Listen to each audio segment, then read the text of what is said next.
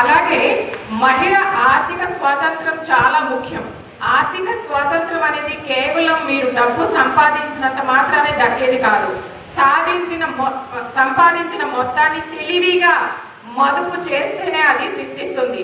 అలాంటి మదుపు మార్గాలు అంటే డ్వాక్రా సంఘాలు స్థాపించి స్త్రీలను ఆర్థిక స్వతంత్రులను చేసిన ఘనత కూడా మన ముఖ్యమంత్రి వర్యులు నారా చంద్రబాబు నాయుడు గారిదే. 2024 ఎన్నికల ముందు అప్పటి ఏపీ ప్రభుత్వ వ్యతిరేక ఓటు చేయకూడదు అనే దృఢ సంకల్పంతో తెలుగుదేశం పార్టీకి మద్దతు ప్రకటించిన మంచి మనసున్న నాయకుడు ఎవరనేది మనందరికీ తెలుసు, పవన్ కళ్యాణ్ గారు. వారికి కూడా ధన్యవాదాలు తెలియజేస్తున్నామండి. విన్ అయిన తర్వాత సంవత్సర కాలం తర్వాత పామరు మహిళా మనులందరూ ఇంత పెద్ద ఎత్తున మొట్టమొదటిసారిగా ఒక సభని ఏర్పాటు చేసుకోవడం ఇది మొట్టమొదటిసారి అండి. ఎన్నికల హామీల్లో భాగంగా ప్రకటించిన సూపర్ 6 పథకాలలో భాగంగా స్త్రీశక్తి పథకం ఉచిత బస్సు ప్రయాణం మనకి అందిస్తున్నారు చంద్రబాబు నాయుడు గారు.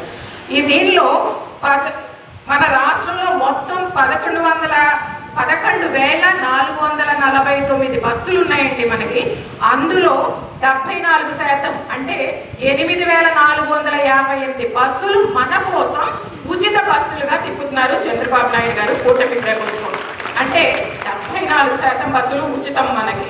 అలాగే ఇప్పుడు ఈ పథకం రాకముందు పురుషుల ఆక్యుపెన్సీ వచ్చి అంటే బస్సు ఎక్కేవాళ్ళు, బస్సులను ఉపయోగించుకునే పురుషులు వచ్చి 60% ఉంటే మహిళలు 40% మాత్రమే ఉండేవాళ్ళు ఎక్కువ ఆటోలకి. ఎందుకంటే మన పనులు త్వరగా అయిపోవాలి కాబట్టి మనం హడావుడిగా ఆటోలు దొరికి ఎక్కేసేస్తాము, ఆటోల్లో వెళ్ళేవాళ్ళు. కానీ ఈ స్త్రీశక్తి ఉచిత బస్సు ప్రయాణం పథకం మొదలుపెట్టిన తర్వాత పురుషుల కంటే స్త్రీల ఆక్యుపెన్సీ 60% పెరిగింది సార్. అది మాకు కలిగిన ఒక గొప్ప అవకాశంగా భావిస్తున్నాము. ఇలాంటి గొప్ప పథకాలని ఎంతో విజయవంతంగా నడుపుతున్న ప్రభుత్వం మాకు ఇచ్చిన గొప్ప అవకాశం అండి. ఈ విజయోత్సవ సభకు అధ్యక్షత వహించవలసిందిగా గౌరవనీయులు వర్ల కుమారరాజా గారిని కోరుతున్నామండి.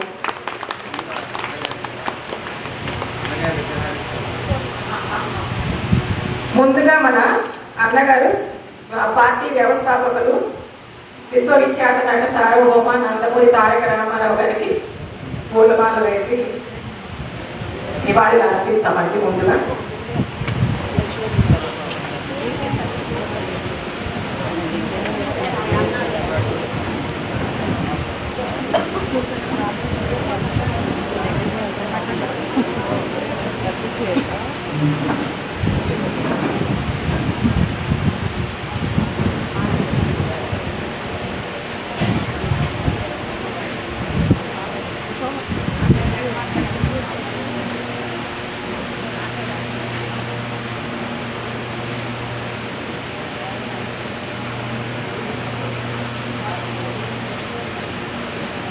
जोहार एनटीआर, जोहार अन्ना एनटीआर, जोहार अन्ना एनटीआर, जोहार एनटीआर, जय तेलुगुदेशम, जय కూటమి, जय కూటమి, जय కుమారరాజా గారికి.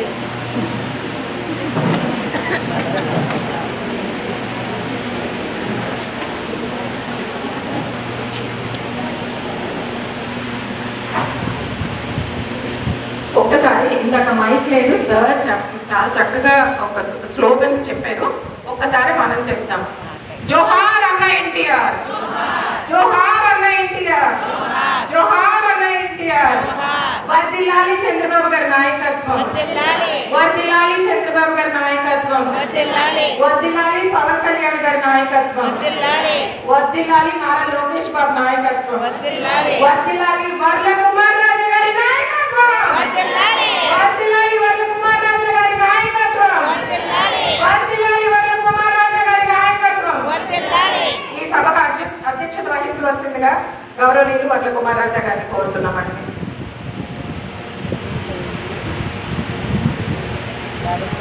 ధన్యవాదాలు.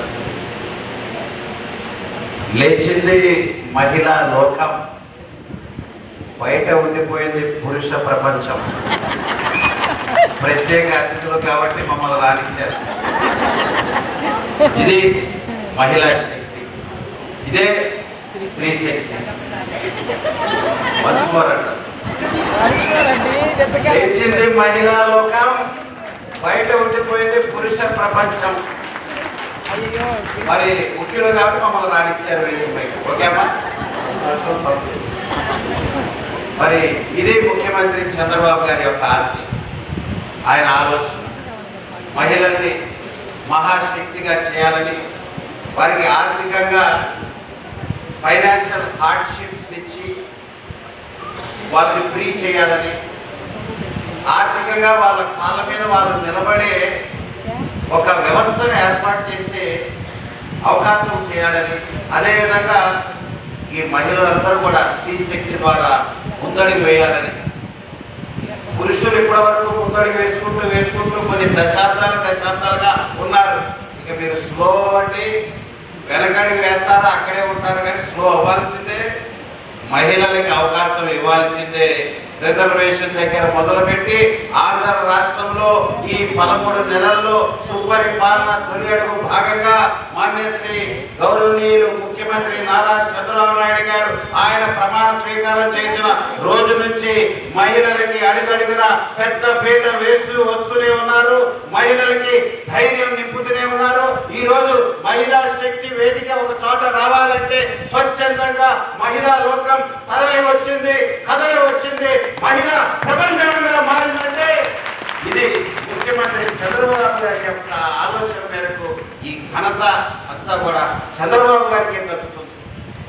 ఆ రోజుల్లో మనం చూసాం సతీ సహగమనం, అదేనండి సతీ సహగమనం. భర్త చనిపోతే ఇక భార్యకి జీవితం లేదు, నువ్వు కూడా వెళ్ళి ఆ కట్టెలో కాలు. ఏంటంటే పరిస్థితి నన్ను అడిగితే భార్య చనిపోతే ముందు పురుషుడు తీసుకెళ్ళి కాల్చాలంట. అలా చేస్తే అప్పుడు సతీ సహగమనం చేయాలా వద్దా అని అప్పుడు నిర్ణయించేవాళ్ళు. వాళ్ళ వరకు వాళ్ళని కాపాడుకోవడానికి దాన్ని ఆపేవాళ్ళు, మహిళలు వచ్చేవాళ్ళు కాదు. మరి ఆ రోజు నుంచి ఈ రోజు వరకు కూడా వివక్ష చూపుతూనే ఉన్నారు. మరి మన రాష్ట్రంలో అదేవిధంగా భారతదేశంలో కూడా మహిళలకు ఎప్పుడు గౌరవం ముఖ్యంగా ఏదైతే ప్రధాని నరేంద్ర మోడీ గారి దగ్గర నుంచి కానీ, ఈరోజు ముఖ్యమంత్రి చంద్రబాబు గారి దగ్గర నుంచి కానీ అధికారం వచ్చిన తర్వాత ఏదైతే సూపర్ 6 పథకాలు అన్నామో సరిగ్గా చూస్తే వాటిలో మహిళలకు సంబంధించిన పథకాలకి అత్యధిక ఆసక్తి ఉందని కూడా తెలియజేస్తుంది. మీరు ఒక్కసారి ఆలోచన చేయండి. ముందుగా ఇచ్చిన మాట ప్రకారం 3 గ్యాస్ బండ్లు ఉచితం అన్నాం. గ్యాస్ బండ్ల డబ్బులు వెనక్కి. ఈరోజు పెంచమనంటే కేంద్రంలో ఒక 50 మాకి పెంచుతావు తగ్గిస్తావు మాకి, మా బండ ఉచితమే. చంద్రన్న మాకు పెద్ద కొండగా మాకు అండగా ఉన్నాడు, నువ్వు బండ పెంచితే అంత పెంచకపోతే అంత. అలాంటి ఒక ధైర్యం నింపింది ఈ కూటమి ప్రభుత్వం. ఆ ధైర్యాన్ని ఇచ్చాడు చంద్రబాబు నాయుడు గారు కూడా తెలియజేస్తారు. అలాగే దానిలో భాగంగానే అమ్మఒడి పాలకులు ఇచ్చారు. అమ్మఒడి గతంలో ఇచ్చారు. ఎంతమందికి ఇచ్చారు? వాళ్ళు అన్న మాట ఏంటి? ఎంతమంది పిల్లలు ఉంటే అంతమందికి అమ్మఒడి ఇస్తానన్నారు. ఆ రోజున ఒక్క బిడ్డకే ఇచ్చారు, మిగిలిన బిడ్డలకి కంటతడి మిగిల్చారు. అమ్మఒడి ఒక బిడ్డకి, మిగిలిన బిడ్డలకి కంటతడి. పండగ వస్తే 10 మంది పిల్లలు 3 పిల్లలు ఇంట్లో ఉంటే 3 పిల్లలకి పండగ బట్టలు కొంటామా, ఒక బిడ్డకే కొంటామా? పిండి వంటలు అందరికీ పెడతామా, ఒకరికి పెడతామా? లేకపోతే ఏదైనా మంచి కార్యక్రమం చేయాలంటే ఇంట్లో ఒకరికే చేస్తామా, అందరికీ చేస్తామా? అందరికీ. అన్నప్పుడు అమ్మఒడి ఒకటి చేయడం ఎంతవరకు న్యాయం?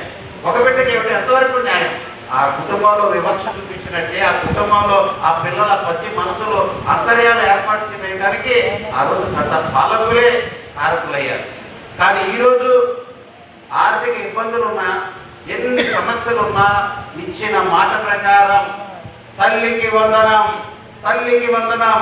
ఎంతమంది పిల్లలు చదువుకునే పిల్లలు ఆ ఇంట్లో ఉంటే అంతమందికి తల్లికి వందనం ఇచ్చిన ఘనత ముఖ్యమంత్రి చంద్రబాబు గారు కూడా తెలియజేస్తారు.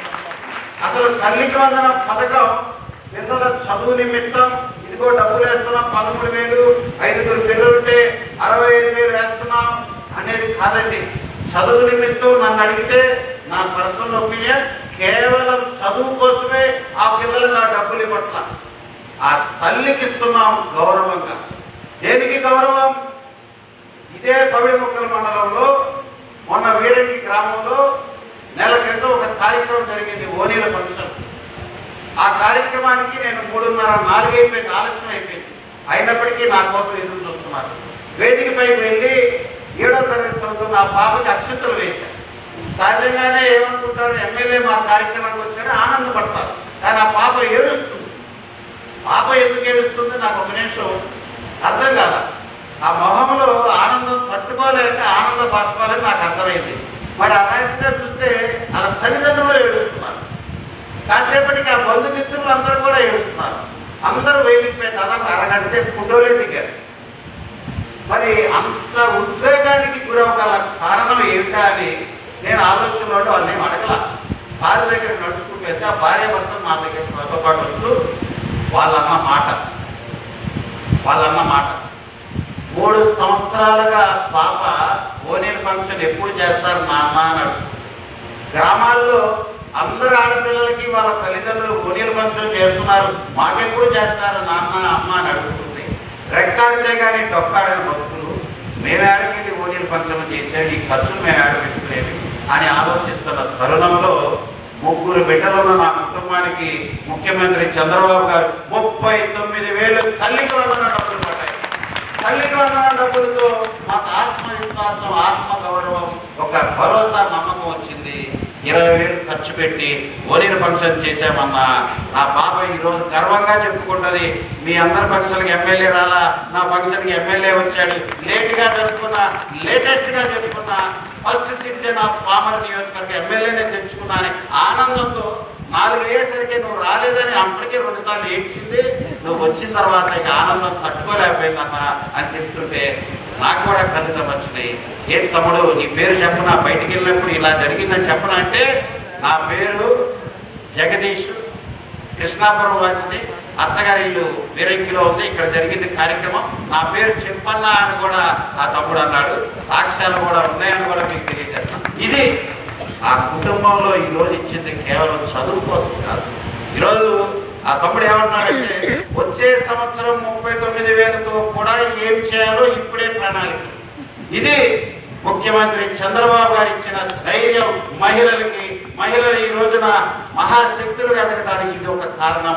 తల్లికి వందనం. మరి దాంతో పాటే మీ అందరికీ చూస్తున్నారు కదా, వీటన్నిటిలో ప్రతి ఒక్క మహిళకి, వేదిక మీద ఉన్న మహిళలకి, ఏదైతే ఆర్థికంగా బాగా సెటిల్ అయిన వాళ్ళు లేదా పేదవారు, మధ్యతరగతి వారితో సంబంధం లేకుండా నువ్వు మహిళవయ్యావు, నువ్వు ఈ అదృష్టం.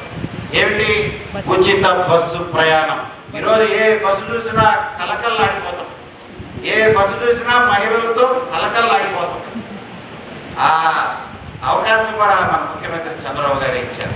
అందుకే నేను అందరికీ తెలియజేస్తుంది, గ్యాస్ బండ్ల విషయం కానీ, తల్లికి వందన విషయం కానీ, అదేవిధంగా ఈరోజు ఉచిత బస్సు ప్రయాణం కానీ, వీటన్నిటితో పాటు ఏదైతే పెన్షన్లు అందిస్తున్నాం, అన్నదాత సుఖీభావ అందించాం, అన్నా క్యాంటీన్ పామర్లో నిర్వహిస్తున్నాం, ఇవన్నీ కూడా ప్రతి మహిళకి ఆ కుటుంబంలో సపోర్ట్ చేయడానికి ఉపయోగపడే కార్యక్రమాలు ఇవన్నీ చేసుకుంటూ ఈరోజు మరి స్త్రీశక్తి పథకం ద్వారా ఉచిత బస్సు ప్రయాణం అనేది ఇది కూడా ప్రభుత్వమై భారం.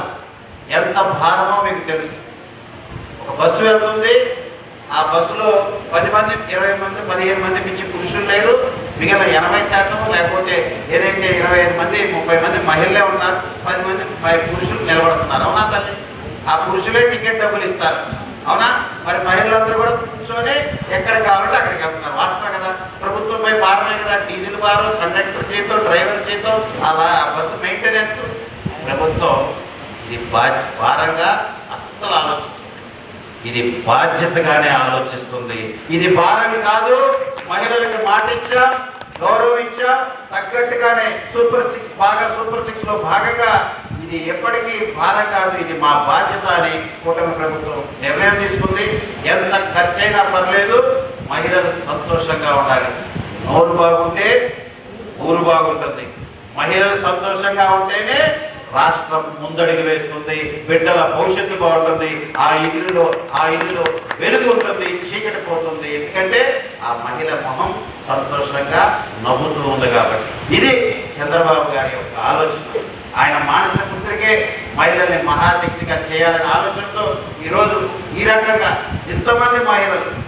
నేను రాజకీయాల్లోకి 2021 అక్టోబర్ 15 వచ్చాను. మరి ఈరోజుకి 3.5 సంవత్సరాలు నా రాజకీయ ప్రస్థానంలో 2.5 సంవత్సరాలు ప్రతిపక్ష నేతగా, సంవత్సరం పాటు మరి మీ సేవకుడిగా, మీ స్థానిక ఎమ్మెల్యేగా ఉన్నా ఎన్నో కార్యక్రమాలు చేశాం.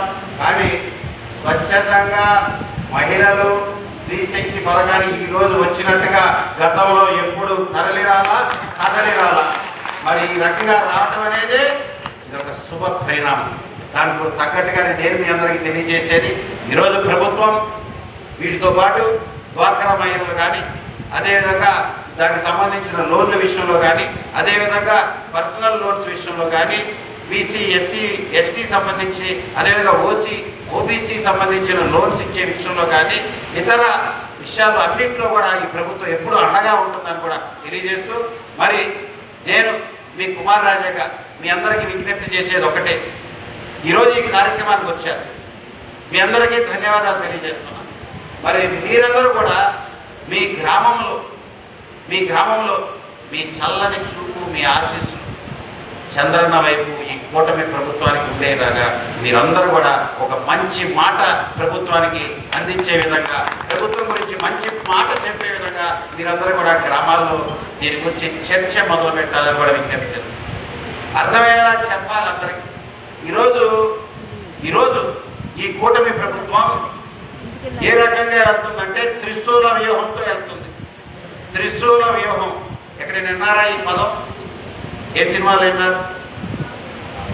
త్రిశూల తలుపు పేరుగా లక్ష్మక్క తలుపు పేరుగా ఓకే. నేను అనేది త్రిశూల వ్యూహం అనేది ఒక సినిమా డైలాగ్.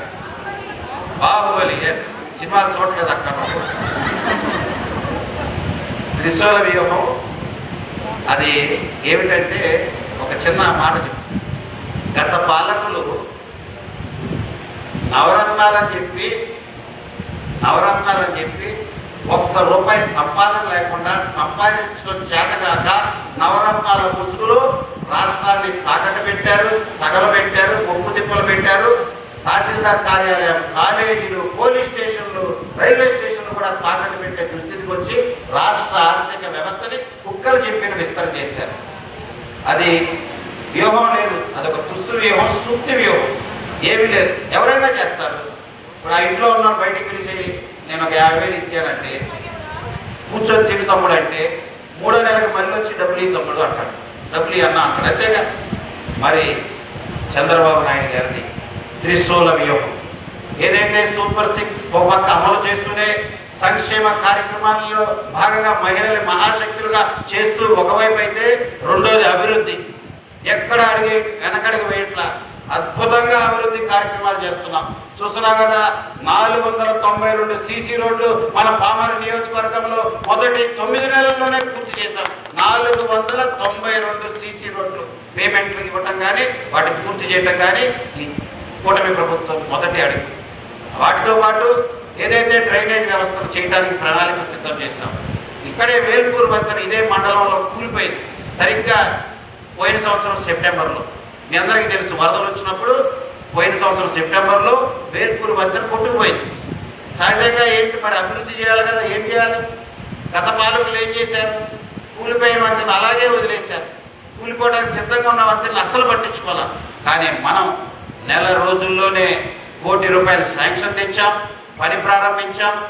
యుద్ధ ప్రాతిపదికన దాన్ని 9వ నెలకి ఆ పనిని మళ్ళీ వంతెనంతా కూడా బ్రహ్మాండంగా పెద్ద వంతెన నిర్మించి, ప్రారంభం కూడా ఒక చరిత్ర. ఒక వంతెన్ని నిధులు ₹1 కోటి తెచ్చి 9 నెలల్లోనే వంతెన పూర్తి చేసి 9 గ్రామాలకు అందించిన చరిత్ర మన కూటమి ప్రభుత్వాన్ని కూడా తెలియజేస్తున్నా. చూడండి, కనీవిని ఎరగని ఇది జిల్లాలో కూడా ఎక్కడ అంత యుద్ధ ప్రాతిపదికన వంతెన కట్టాల, మనం కట్టించాం. ఆ రకంగా మరి బాలికలు, నేను ఎమ్మెల్యేగా గెలిచిన మొదటి 15 రోజుల్లోనే ఒక వార్డెన్ 10 మంది ఆడపిల్లలు తీసుకొని వచ్చింది. చిన్న పిల్లలు, 7వ తరగతి 6వ తరగతి పిల్లలు. హాస్టల్ బాత్రూములకి తలుపులు కూడా లేవు సార్. బాత్రూములకి తలుపులు కూడా లేని దుస్థితి. మరి ఆ దుర్మార్గులు ఇంత దారుణంగా 5 సంవత్సరాలు తలుపులకి నిధులు కూడా ఇచ్చుకోలేని పరిస్థితి హాస్టల్. మరి నేను ఆ రోజున ముఖ్యమంత్రి గారికి సంబంధించిన ఎస్సీ వెల్ఫేర్ మినిస్టర్కి అర్జీలు ఇచ్చాను. 6 నెలలకే ఒక గ్రాంట్ శాంక్షన్ అయింది.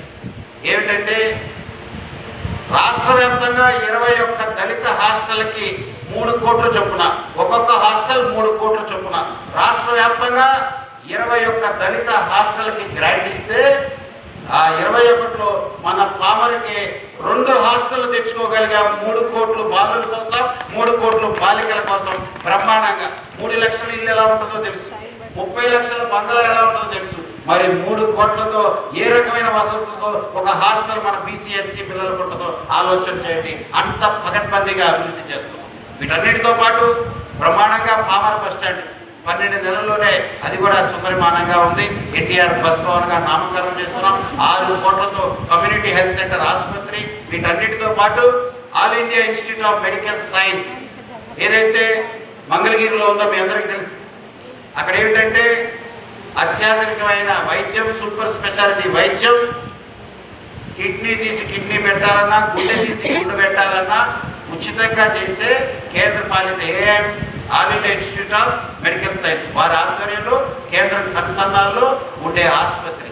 మరి ఈ రోజున ఎంపీ బాలశౌరి గారు మరియు నేను ఇద్దరు ఆలోచనలతో ఎయిమ్స్ మంగళగిరిలో ఉంది, కృష్ణా జిల్లాలో లేదు కదా, ఎక్కడ పెట్టాలంటే దాని బ్రాంచ్ పామర నియోజకవర్గం మార్కెట్ యార్డ్ ఏఎంసీలో అగ్రికల్చరల్ మార్కెట్ యార్డ్ ప్రాంగణంలో ఎక్కడన్నారు వారికి కేటాయించడానికి ప్రణాళికలు సిద్ధం చేశాం. అతి త్వరలోనే గ్రాంట్ శాంక్షన్ అయి శంకుస్థాపన చేస్తే 2-3 సంవత్సరాల్లో ఆ ఆసుపత్రి అంటే వైద్యానికి కావాలంటే విజయవాడ వెళ్ళాల్సిన పని లేదు.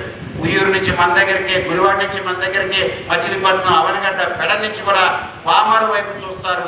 All roads leads to Rome అన్నట్టుగా అన్ని రహదారులు ఎక్కడికి వెళ్తున్నాం అంటే పామర ఎయిమ్స్కి వెళ్తున్నాం అనే విధంగా మనం పామరను అభివృద్ధి చేస్తున్నామని కూడా మీ అందరికీ తెలియజేస్తున్నాం.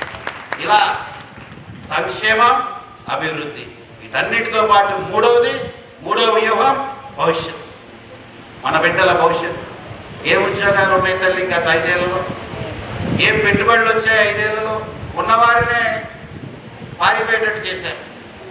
ఈరోజు నేను ఒకటే తెలియజేస్తున్నా, అధికారం వచ్చిన ఈ సంవత్సరంలోనే కొన్ని లక్షల కోట్ల పెట్టుబడులు వచ్చాయి. విశాఖపట్నం కానీ, అటువైపు ఉత్తరాంధ్ర కానీ, అదేవిధంగా అనంతపురం వైపు కానీ, ఈరోజు అమరావతి వైపు కానీ అందరూ చూస్తున్నారు. చంద్రబాబు గారి సింగపూర్ పర్యటన, దావోస్ పర్యటన వీటన్నిటిలో భాగంగానే విదేశీ పెట్టుబడులతో పాటు సాఫ్ట్వేర్ ఉద్యోగాలు క్రియేట్ చేయడానికి అద్భుతంగా బిడ్డల భవిష్యత్తు దృష్టిలో పెట్టుకోవచ్చు. ఈ వ్యూహంలో సంక్షేమ, అభివృద్ధి, భవిష్యత్తు 3 ప్రణాళికలుగా ముందడుగేస్తున్న ప్రభుత్వం. నేను మీ అందరికీ విజ్ఞప్తి చేసేది, వైకుంఠపాలి ఆటలాగా ఆడుతూ చివరిలో ఎక్కడో చోట పాము కరిసి మళ్ళీ కింద పడిపోతుంది. ఆ రకంగా మన ప్రభుత్వాలు ఉండకూడదు. చూసాం దుర్మార్గుడు పాలన. ఒక్కసారి ఒక్క ఛాన్స్.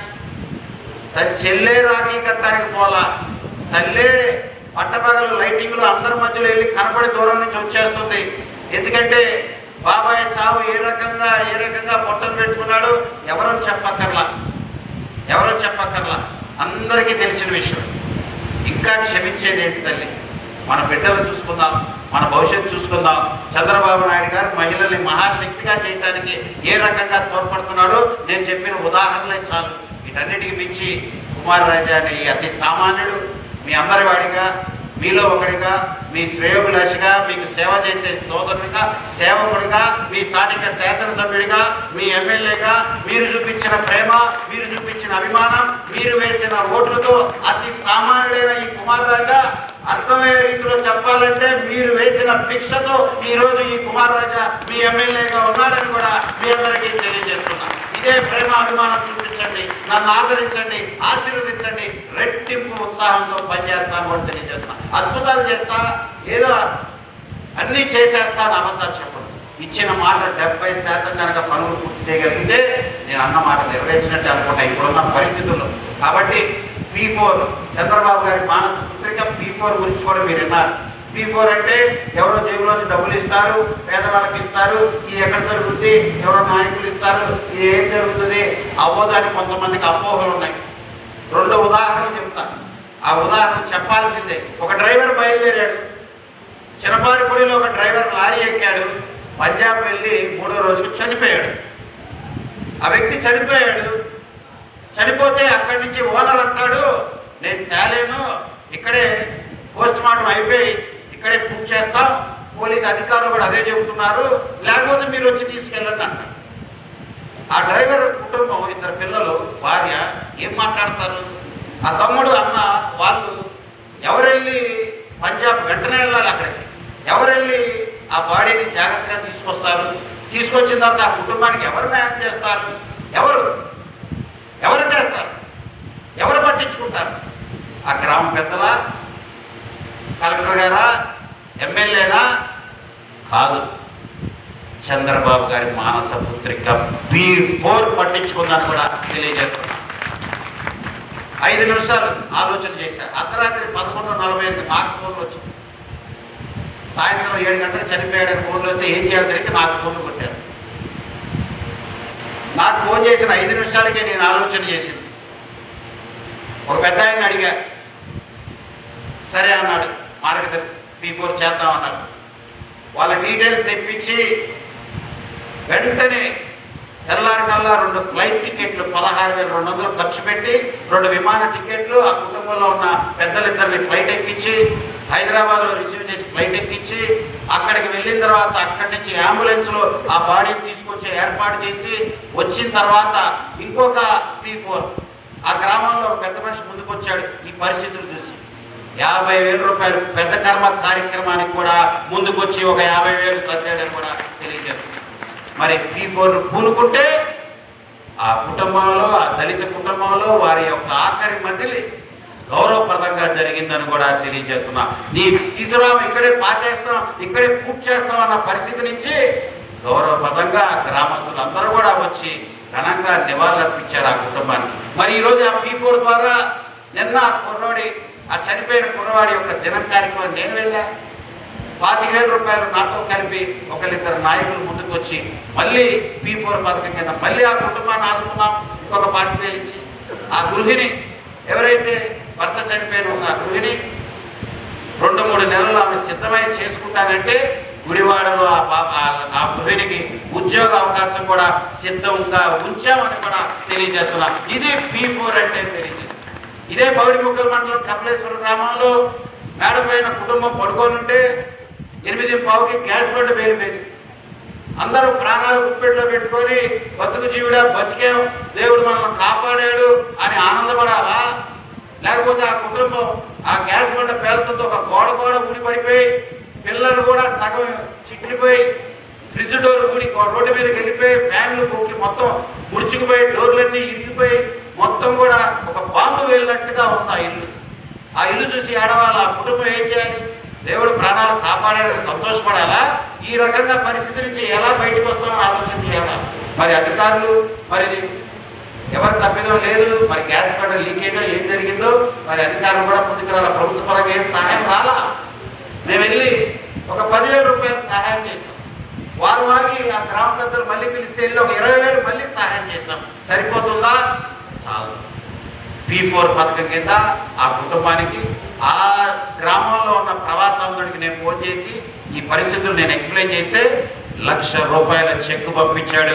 ఆ కుటుంబాన్ని ఆదుకోవడానికి ముందడికి వేశాడు. ఇది P4 అంటే.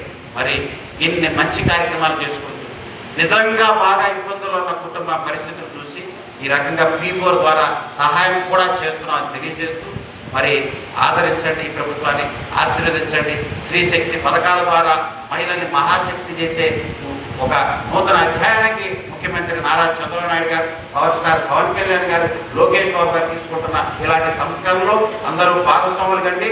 ప్రభుత్వానికి మంచి పేరు వచ్చే విధంగా అందరూ కూడా సహకరించండి అని మీ ప్రేమ అభిమానం, మీ ఆశీస్సులు కోరుతూ మీ అందరి వాడిగా, మీలో ఒకటిగా, మీ శ్రేయోభిలాషిగా మరొకసారి ప్రతి ఒక్కరిని మనస్ఫూర్తిగా 2 చేతులు జోడించి విజ్ఞప్తి చేస్తూ ఇప్పటికే 16 గ్రామాల్లో వారానికి 1 రోజు చొప్పున పల్లె నిద్ర పల్లె బాట కార్యక్రమం మొదలుపెట్టాం. అధికారులందరూ నా గ్రామం తెచ్చి కూర్చోబెడుతున్నాం. సమస్య ఎక్కడున్నా ఆ గ్రామంలో సమస్య ఎక్కడున్నా అక్కడే పరిష్కరించే విధంగా ప్రయత్నం చేస్తున్నాం. రాత్రి ఆ గ్రామంలో 11 గంటలకి కార్యకర్త ఇంట్లోనో చర్చిలోనో పల్లె నిద్ర, ఉదయం లేచి మళ్ళీ రైతులతో మమేకమై తిరుగుతూ వారానికి 1-1.5 రోజు ఇదే కార్యక్రమం పెట్టుకుంటూ 16 గ్రామాలు పూర్తి చేశా. మీ గ్రామాలకు వస్తా, నా ఆఫీస్ కార్యాలయం మీకు తెలుసు, నా ఫోన్ నెంబర్ మీకు తెలుసు. సమస్య ఏదున్నా ఒక టెక్స్ట్ మెసేజ్ పెడితే వెంటనే స్పందిస్తా. ఖాళీగా ఉంటే మీటింగ్లు కానీ ఇంకా వేరే పనులు లేకపోతే ఫోన్ వెంటనే స్పందిస్తా. లేని పక్షంలో కూడా తిరిగి ఫోన్ చేస్తా అని కూడా మీ అందరికీ తెలియజేస్తూ, మీ అందరి యొక్క ఆశీస్సులు కోరుతూ ఈరోజు ఇంత అద్భుతమైన కార్యక్రమం చేసిన మీ అందరికీ స్వాగతం సుస్వాగతం పలుకుతూ చాలాసేపు మాట్లాడినట్టు అనిపిస్తుంది. ఎందుకంటే మరి ఎంతసేపు మాట్లాడి నాకు కూడా ఒత్తిడిపోయింది, లోపల పేగులు అరుస్తుంది, నాకు కూడా ఆకలి చేస్తుంది. లేట్గా వచ్చా, ఇంతసేపు నేనే మాట్లాడా, మన్నించాలి.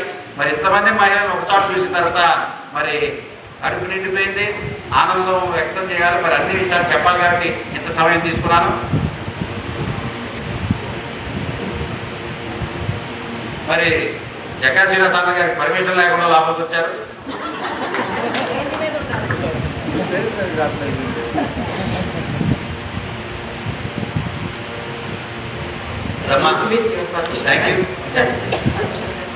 అన్యత భావించవద్దు.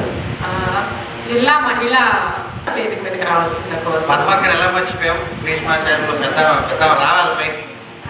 ఆమె మొత్తం నియోజకవర్గానికి పెద్ద ఆవిడ. ఆమె పార్టీ పుట్టినప్పటి నుంచి పార్టీ కోసం ఎంతో కృషి చేస్తున్నామే. రండి వేదిక చేయండి, కరెక్టున్నారా? అట్లా మరి ఈ కార్యక్రమాన్ని ముందుకు తీసుకెళ్దాం. మరి 12:40 అయింది, 1:30 వరకు పర్లేదండి, కొద్దిగా ముందైతే ముందు, ఓకేనా? మరి అందరూ కూడా అలా 2 నిమిషాలు మాట్లాడతారా? ఎలా చేస్తారు? అవును అన్నగారు లాస్ట్ 20 నిమిషాలు ఆయన ఏమా. మరి ముందుగా రాజులపాటి శ్రీనివాస్ గారు ఆయన ఆశీస్సులు అందజేస్తారు మహిళలకి. ఆ తర్వాత సునీత గారు, లాజరస్ గారు పెద్ద సన్మానం చివరిలో చేద్దాం. సన్మానం లాస్ట్ చేద్దాం. వెరీ గుడ్, ధన్యవాదాలు. ముందుగా రాజులపాటి శ్రీనివాస్ గారు ఆయన ఆశీస్సులు అందజేస్తూ శుభాకాంక్షలు అందజేస్తారు. ఆ తర్వాత మహిళలు వేదిక పైన మహిళలందరూ కూడా వారి యొక్క ఆలోచనలు మనతో షేర్ చేస్తారు.